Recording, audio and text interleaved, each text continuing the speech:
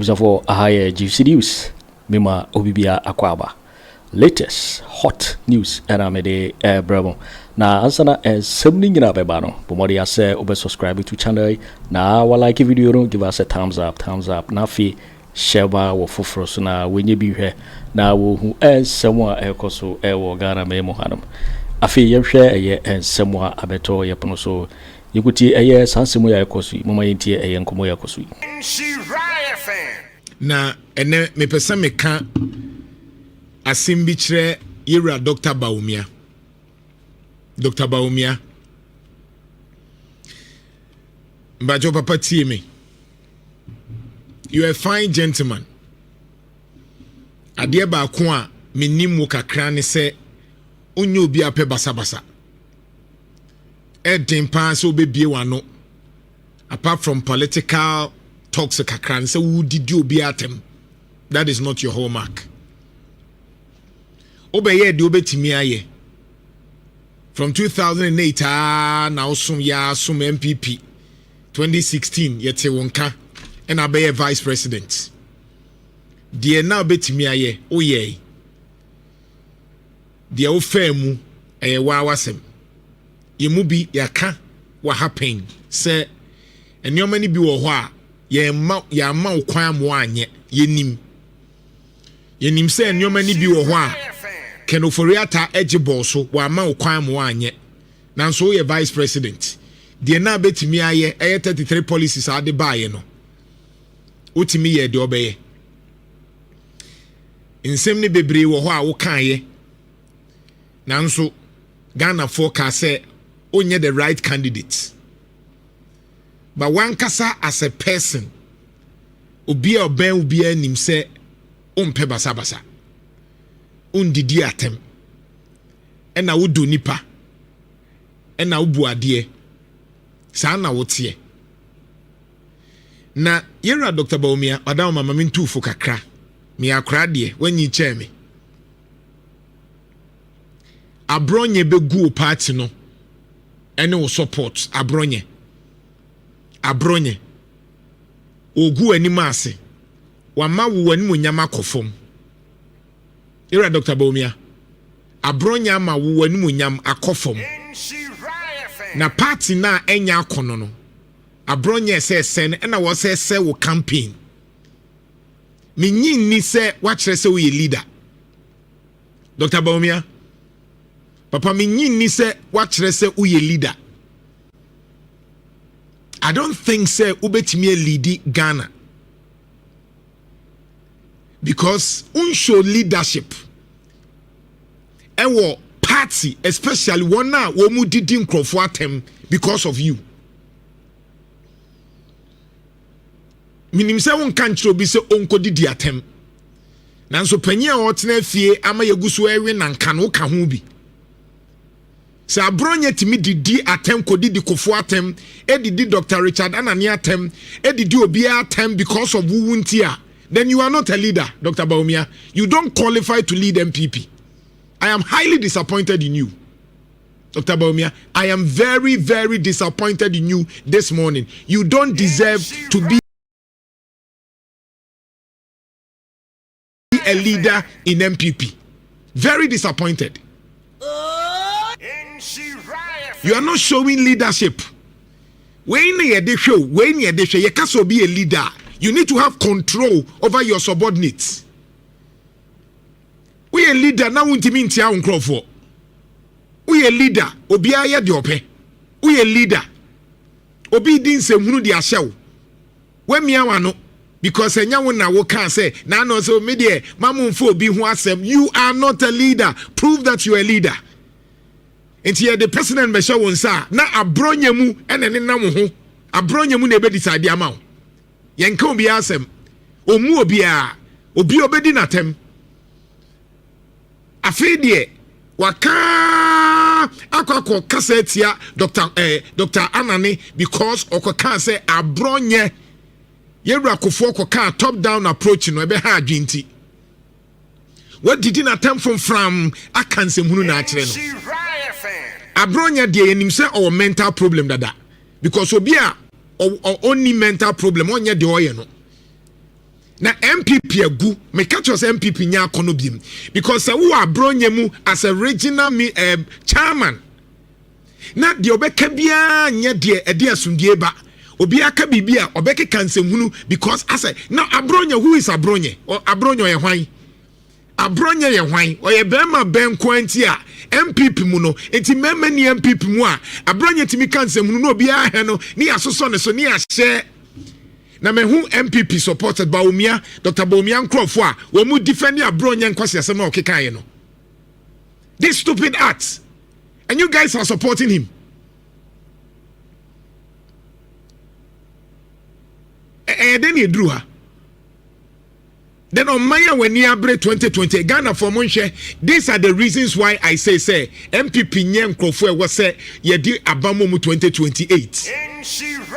We MPP nia yanchi o maso, monchi o maso sa because o munsia de. Party JFK kokasa se obia mu no. Obia kasa se obia mu obia wo party MPP party mu. Dr. Bawumia, you are not a leader. You are not a leader. You are not convincing me say the 2 minimum abetimi aye.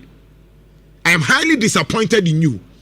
So they will make sure expecting you say and kabetimi aka wo ba na be you say media mini obi ani asem media mini obi asem etimamu nsho obi. You are not a leader. Unye leader, Dr. Bawumia, you are not a leader. Prove us wrong. The Nkofo kasa unye decisive no afina me yati ase.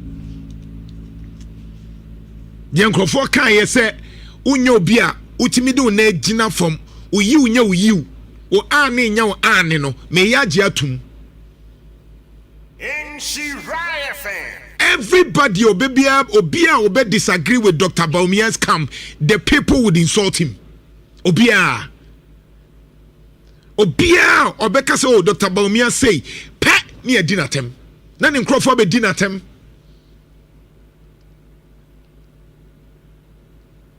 enti we leader untimi nka enti we president na Abronye dey communication wa hwan na say me na wo cancer mu sa ye nya ne hwe Nkrofo wo wunche nyina untimi discipline mu. When you are a leader there has to be an aura. So when you drew baby, who's a difference room? One trace away a leader. This is not how a leader must be. Airtime. Yentie the Dr. Richard Annan Nekai. Abronye bedidi na tem from. This guy is sick. Oyare. He's sick. Abronye is sick. And Obian can't say I am normal. And no Dr. Bawumia so oyama. He is insulting people on your behalf.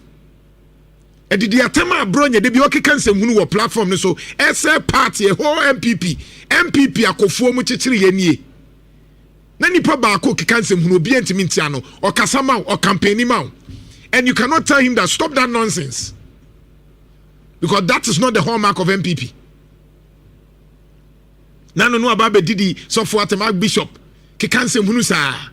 Ni ehwe no. Ni aye na Abronye. Abronye de okon be ke bia che so we hwan. What kind of life is this? What kind of culture is this? MPP party and Nimunyam party. Dr. Richard Annan ko kande.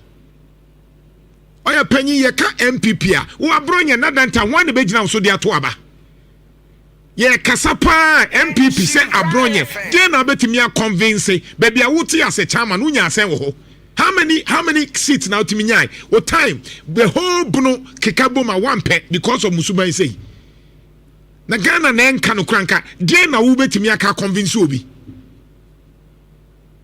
Na wo sua dey na ntimi fa enye sabi jimi.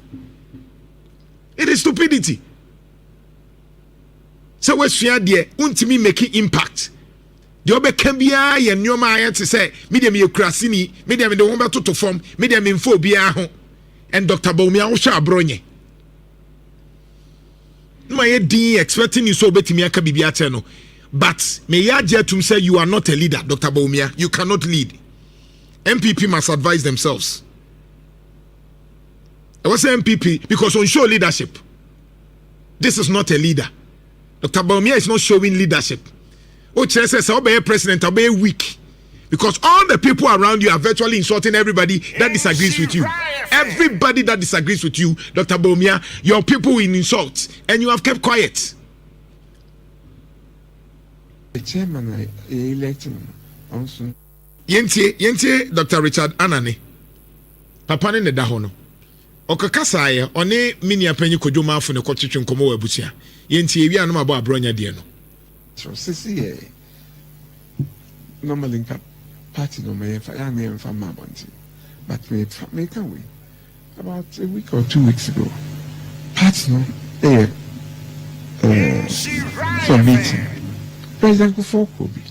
And occasion will say, Saturday yes, top bottom approach my wine. What did he say? And yet, whoa. And she said, Cecilia, the chairman I elected also Bibintina on Timmy and actor said they also acted. And it's a bear and Oma Bay chairman, Oma get yes, and Kayanka Ominamo. So, na the company na bomwa. Nanka yama yati a group where woman a better ama partner across. You know who reacted? Where? The brother of original chairman.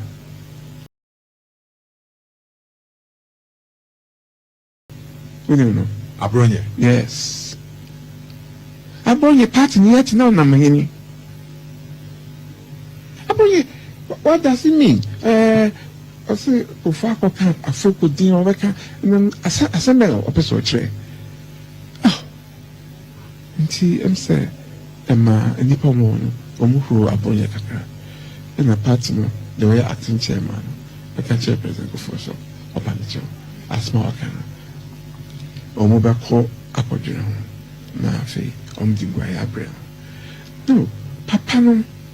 Baby, I want to answer you. Abronye what order?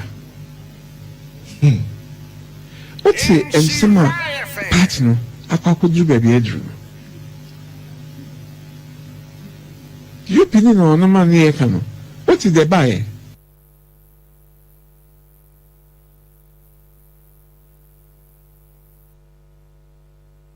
Enti, wait, and now Dr. Anna Nekokai. It was a meeting. And I say, Yera Akufo, I no on my party, hey, Mamenka no cranchemo. Party na, ye can MPP, Akufo ne my MPP. Party no, ya kono no. Yera Dubois he, try no, Akufo, 1996, Kofo, J. Kofo, Omune ma party no, ye can party ya. Ye mubi ye Susano, Akufo ni huomo. Ye hu, the way a party na kono. Ye hu ye Kofo be ebeye utimi hu the aura won say ye di bibi ye wo president bi wo man ni mu ye bu on man Kofo no one nanso Kofo ma amemo ye akono despite the shortfalls samre ne mpanyufo a ne ebubo mu din a Dr. Richard Annan, Dr. Addo Kofo, Jake Obechebi Lamte, Safoma. Look at the caliber natural leadership now Abronye we nanka sa mre nanka wo Abronye ubenya se beto chairman position ama MPP ayefo party no asay agu yentie insemhuna Abronye ekokan just because Dr. Richard Annan akwa say yeti party now yentie ne Dr. Richard Annan onya member of the National Executive Council and National Council. That is number one. Because ehona nyansafo na sia ehona Dr. Richard Annan onim sa nyansa na odeba National Council meeting. Ontias yesa.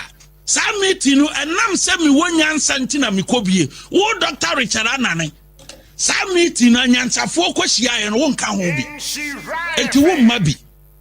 Richard Annan bibia ni wa apart from sa obeye minister wo bo okro no nyansi ka teme. Wonko school teme.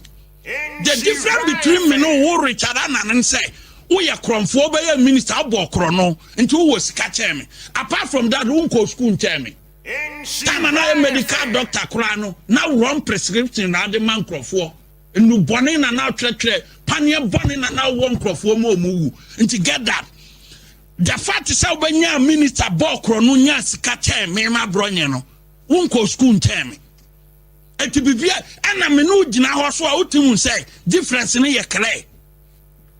Difference here once. The difference here clear ni say wabodam.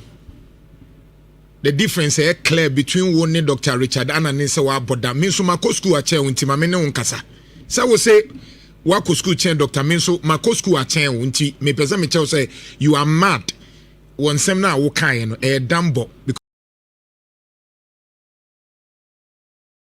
because if you are not mad and Ghana police for sometimes I don't even get you. Abronye aye damning revelation way. Catch will be so a crumford that's what you 24 hours. You have not even picked the person. Someone provided evidence. I know Dr. Richard Annan and I know the clout. An astute medical doctor named Menyinaya medical doctor Wabobra. Our sum and the relevance is still felt. Abronye, dear Faso Pan Yenya Fa also Wagana ha as Abronye. As compared to Dr. Richard Annan. A dear Faso, ye the 2 hours Abronye, me so my school at Jauntina make us answer natural. So we say on Coscunti, me do uni me jinawa, me my school chair. Uni nyansa. Clearly, MPP party no, much less a money leadership, and you are not even ready for power. And I'm to say many GFK kase MPP Besaba 2028. Ye besa campaign you don't even deserve to come close right now. Why? To come close to power, MPP, with this kind of attitude. That nipa ba say party. Nipa ba disrespected John Agyapong. Dr. Annan no and munyam papa we abobra wo behalf. You are saying say waku school chre into a ball chrono and now support a chrono all these years just because wakoka bibia so into a nene dear or your cronfo and a drone or prescribe. Do you understand what you are talking about? Ghana police, why are you sitting down 24 hours? You've not arrested him to come and provide evidence. IGP, please get serious. Abronye nyoma na okan ye no eye criminal implications no akeka one was enye so ose oye kromfo obebo krono and a draw crop prescribe no nso no enye a draw papa. It means that Dr. Richard Annan eye criminal activities. I'm expecting senka anopay IGP and now police whoever aswa Abronye say unfa evidence mbra, and I will beg Dr. Richard Annan to sue him. What's he sue no? Jimini Yado Sododo. The stupidity is getting out of hand. Now me blame me blame Dr. Bawumia. You have not shown leadership. You are the cause of that, Dr. Bawumia. You are the cause of that. There's a reason why it's when we need 2024 no. Say ya to Abama wan ka won show leadership. Dr. Bawumia, ya to Abama wa ka won kyerɛ sɛ uye leader. I'm highly disappointed in you this morning. Her MPP for medical catch them. Me medical catch them. Mo party no 2028 mu wini. And you party say Dr. Bawumia ya to Abama na Abronye abegyina say yan toma no. Abronye. Ne wi ana Dr. Bawumia ye ne den. Because these are the people who are likely to be around Dr. Bawumia when he becomes the president. Abronye, our Flagstaff House. Imagine some huna yebete. Hey, you are insulting Dr. Richard Annan. Papa wa bonebra. SC Hospital or de buan crofono. O pache say, doctor se wohono, criminal activities. Police. Mama Abronye atna ho say ya mo be ma Abronye atena ho se ya Ghana yenye serious o. Momani metre baby who said Dr. Richard Anane edi edro bone e mankrofo. Momani metre baby who said Dr. Richard Anane ewie sika. Na obo man ne krono. Mama ma asem we nye tra se yenja abronye. No. Moye ne sai chese obi abetimi abodam akade ope na yenhwe no. MPP tie, that is what I've told you, all the national executives obia was opamu mupamu obia national executives ni nyina mamu nya ba kokra including my own brother JFK.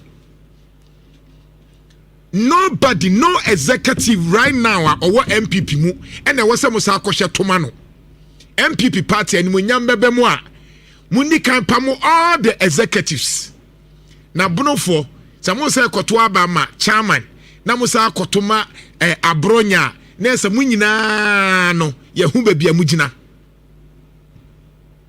What kind of nonsense is this? Dr. Richard Annan o ye kromfo ummo bra se wa ko school chen because why kwaye law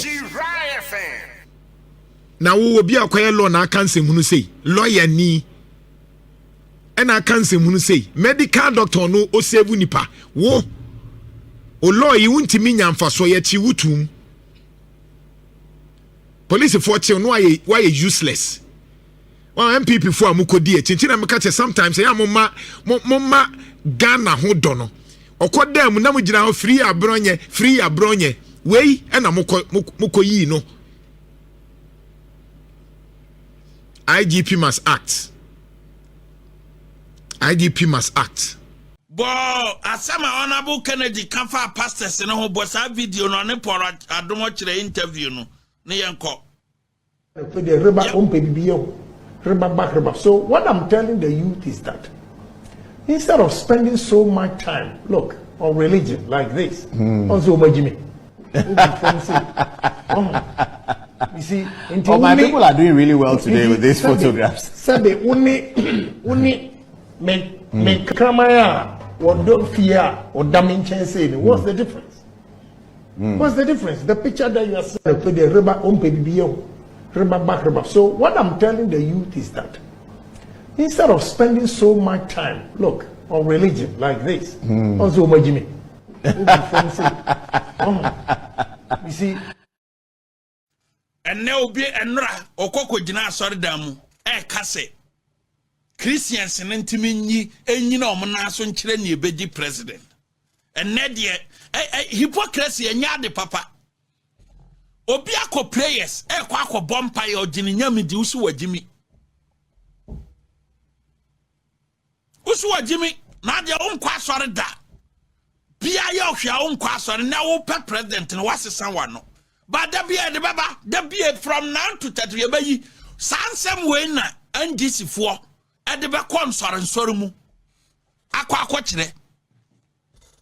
And Tiantimin Yao candidate, one require Wakaka Sansem way. So Biako prayers and now co prayers here. What do me?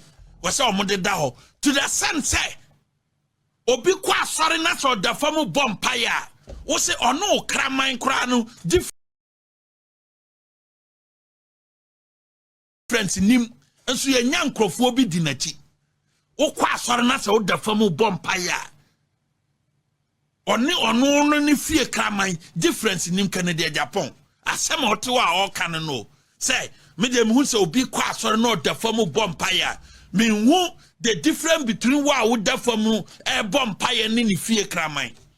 And so now yet, won't a Christopher win here because of a president Eddie.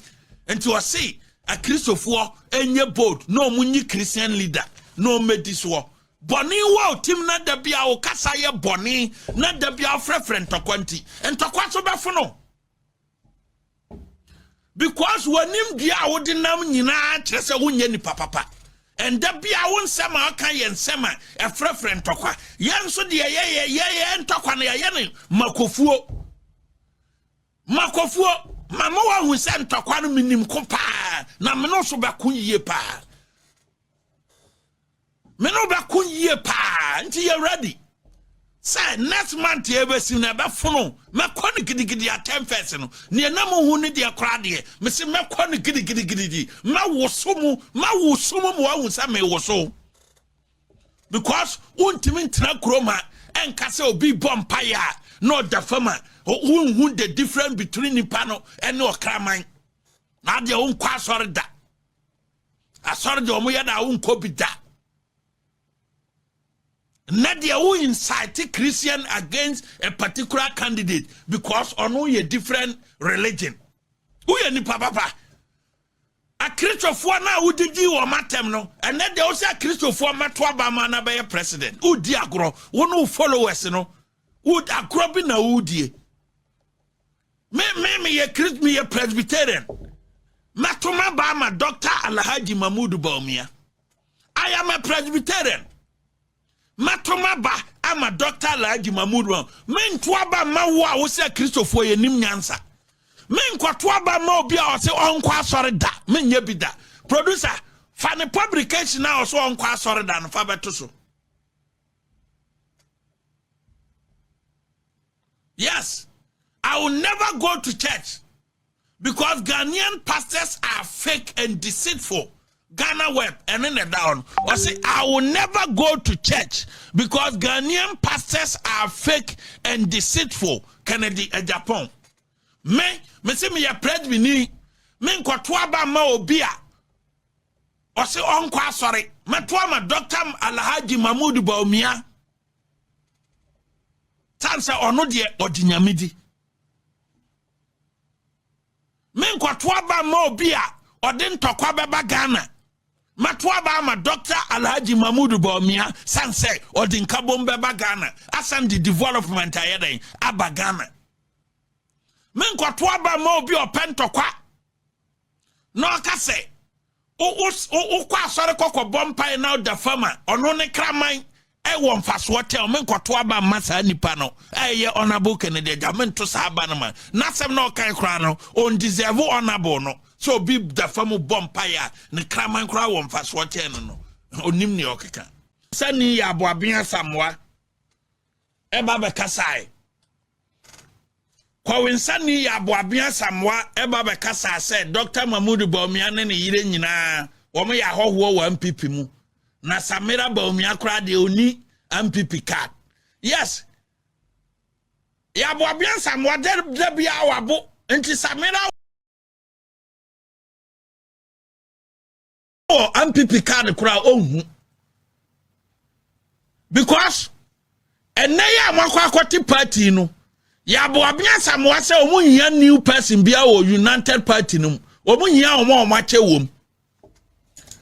Ya boabia samwa the interim general secretary kwa winsani ya boabia samwa o ka kire Alankyeremanteng say party no mate no omunhia new members omunhia nkrofo a omache o party no na omadi 40 years enti mo amommaye madwen say mo kwa akwadwane United Party no kwa winsani ya boabia samwa be ka kire say wo ba ye wo nche enti kuo no onyere wo nka ho omunhia nkrofo a womo nkwa na ti kuo no nim kuo na bakwasem enti wa wo be kwa United Party mu nne no ya boabia samwa kwa winsani ya boabia samwa be ba ka kire say ekuo no wo nka ho bi en ya boabin kwa winsani ya boabia samwa e ka kire Ghana fo nyina say United Party no mate no womo nya new members womo ana omo wom no movement for change no eno na omo de tie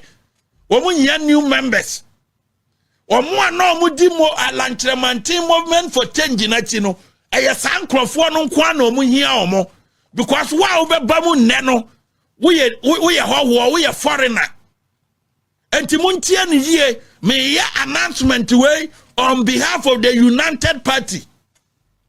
Say ya kwawinsani ya boabia samwa say. Enkrofo a wo mo bo Alankyeremanteng chidom 2024 wo mo movement for change no sankrofo no kwa na wo right to join the United Party. enti wa wobɛkom bia na wobɛyɛ wadwen sɛ wokɔ join United Party no ya aboabea Samoa sɛ menka nkyerɛ sɛ woyɛ foreigner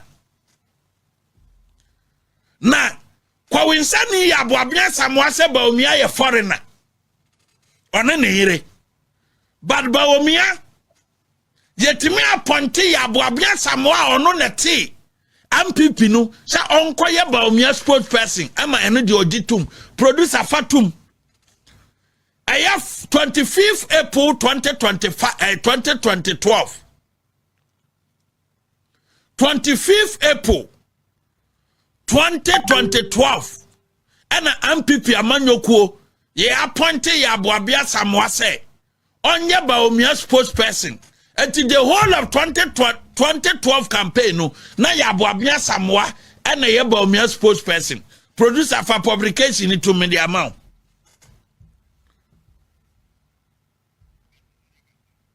oti asiye enti sa unya nipa we say ya na ya aboabea Samoa no a ono si Bawumia ye foreigner mi ya aboabea Samoa Momisa so we law school no wa ya adwumada MPP babi oti MPP nti na oto sa afie no e ya MPP ho na communicating director on 2 occasions national executive meeting party asia na ya aboabea ba on 2 occasions anomonsa aba be fiwo national executive meeting ase second one no momisa no me na me twi ni pia bontene wa be fi o meeting ase o kwa wa buru aba be fi o meeting ase ya aboabea Samoa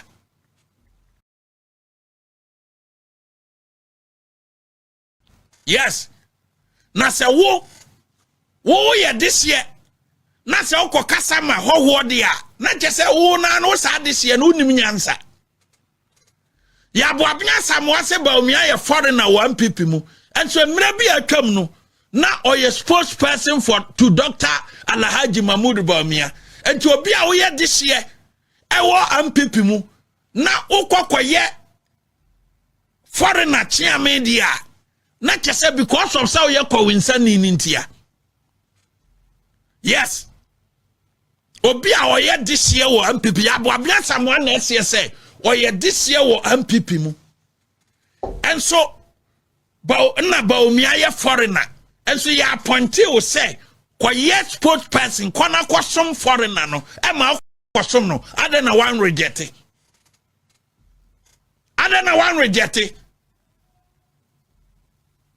na tamasa usi Samira Bawumia any party card oni ni kunu nyina ye foreigners producer Fabra Samira Bawumia kwa adenta 2012 2016 akoye campaign ema kwawinsani ni bedi MP fato so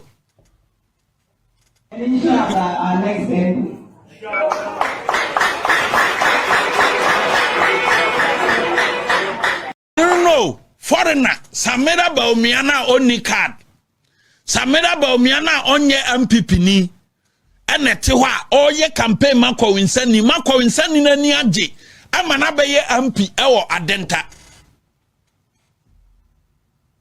wabeye MP ewa adenta Samira Bawumia no hwaho no akoye campaign ama ye to sitting MP ama ya aboabea Samoa abeye MP obeye MP dabia wabo me say National Executive Committee meeting obefi first one obi anka hwe second one ofi ye na metwe ni pie mumisa ne se mene no eye da ye give and take wa National Executive Committee meeting obefi wo meeting ase na metenachi obrute obi away ohunsa obi ohunsa etise ne wa hu heaven ya aboabea Samoa opensa chambe otimi fi ne yire wo probo otimi fi ya ne ho no de ne nam krom na onim sa wafe ya aboabea Samoa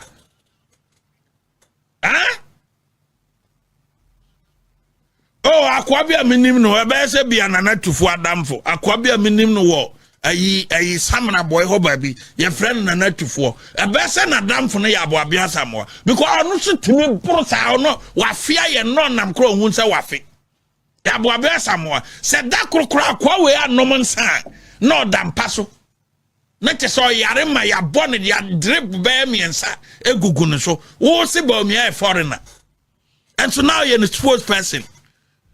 Samira a foreigner, only party card, and so inviting him and be a campaign in 2016. Eh, so our Babon Tiabeka say, United Party new members. Muamudi Alliance 2024 Munkwa, and Timunkam. Munkam ni entram, Namum, a banner saying that United Party for say. Woman eba abekire MPP delegates muntie ne ye United Party for say woman eba abekire mo amate mo wa free MPP mu no mo ba be ka kire ye say mo pe Kennedy Agyapong but MPP delegates minim say mo de mo tie adwuma na say because party ate ne ho say mo mpe MPP no Womone baba katre mo se omo pe Kennedy Agyapong dia womu ma dwene ekita omo mo manye nyina ye nkamom ne yemfa Dr. Mahamadu Bawumia nko na entimi mwae producer ya wie no bo video na honorable Kennedy Agyapong so nya zero a onte ase sambo bie ne yenhwe ade I'm assuring you this time if you get zero from any constituency we will not accept the result. I'm telling you, I am for peace, and I'm advising them that if they give zero, but you let them try and see. We are all men in this party. What you do in the north, I'll do it in the south. I want to state it in front of them. One place. I'm assuring you this time, if you get zero from any constituency, we will not accept the result. I'm telling you, I am for peace, and I'm advising them. Ye to abawie Kennedy case abato ne ye free and fair. Na eno na kire say he is here, he is in the contest to destroy MPP. But video na Kennedy or accepted defeat or ka say contest no e free and fair bo. Happy yo say Mr. President, the First Lady, the Vice President, the Second Lady, Chief of Staff, National Chairman, Council of Elders Chairman, Election Committees Chairman, my colleagues, aspirants, all protocol observed.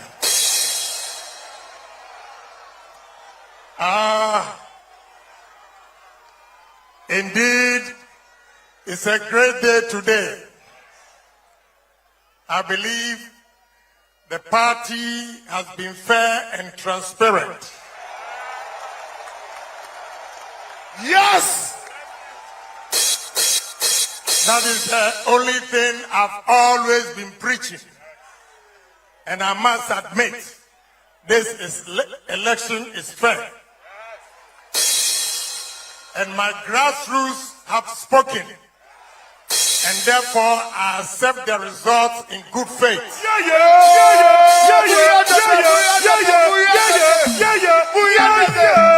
DJ Sky Lulu.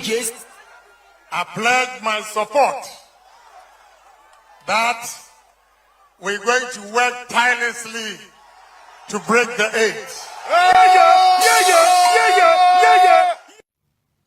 So Obia TV or say election way na ye free and fair 2023 4th November numere or say election ye dey free and fair 2025 opesa or say MPP nti or say election no na nye free and fair Kennedy Agyapong na or say a friend PH patriotic or say or a patriotic honesty and discipline Tróuble producer na yensa ntie okọ north ho no oka kire delegates ni po ayi baabi obe gina bia no oka kire polling station executive say oba obema omu loan dia ya adwuma so obeye president ya obema omu loan dia ya adwuma but Kennedy Agyapong kro ya ana 2024 osi ontia se Exim Bank adi loan ema MPP for Kennedy Agyapong yede wadaji o Kennedy Agyapong 2025 oye campaign no o ka kire delegates ni so oba obema omobosia so obedi president ya omo ye party for obema omobosia but in 2024 Kennedy Agyapong ni KSM konya interview no mu no o say nanado de Exim Bank bosia ema MPP for na enye asese ko ma NDC bi de entia NDC di Kennedy Agyapong achi no ono omo wo alliance kese enti Kennedy ko kan ye interview oni NDC KSM ekoye interview o say nanado danko Akufo Addo aban no e de bosia e ma MPP faithfuls enye producer boy no ne yempon. When you go to Exim Bank and all these, go and check the number of people. I'm not afraid of them. I have to speak the truth because it's Ghana. Go and check those who got the Exim Bank loans. Go and check. I won't say anything. Go and check. Did they give the loans based on competence or relations? And it's not only Exim Bank. All other facilities that, they should be able to help industries to sustain. They look at faces and party affiliations. I disagree with that because NDC man can have ideas, creative mind, and create a business. He will employ Ghanaians. Even if he employs 100%, which is not possible, to employ 100% NDC people in your company, still they are Ghanaians. When you go to Exim Bank and all these, go and check the number of people. I'm not afero biatibi Exim Bank na MPP aban e de bosiama party faithfuls enti ono omfoaso enso 2025 onamo ka kire e dada MPP polling station for say oba obema omobosia obia 2024 wona ase wodo MPP for na wo ye grassroots person na se MPP for manya bosia uko guarantee interview say wo mfoaso say ye de bosia ne ma MPP for na ye mfa ma NDC for 2024 enne da ho no enei wo pesa wo moto abama unti why U10 say wo ba wo de bosia no ebe ma party faithful we police station for enne wo to na dadi wo to na di sansem wo nyina wa 2024 wo si ade a MPP ye ne adentina ye de bosia ma party faithfuls emwa enso 2025 wo so ba wo de loan be ma party faithfuls nipa ba ko wano asem eyemienu na we na wo ye ne mesisi because wo nkrafo ne de they can match me entini me no odi to wa na ma hihye adwuma na nwumre na me de abaha na ma ba wi ama nti e ba wi ni sa ne yekọ. Thanks for watching. Like and share the video. You can also drop your comment. Please don't forget to subscribe. Click on the bell to turn on the notification.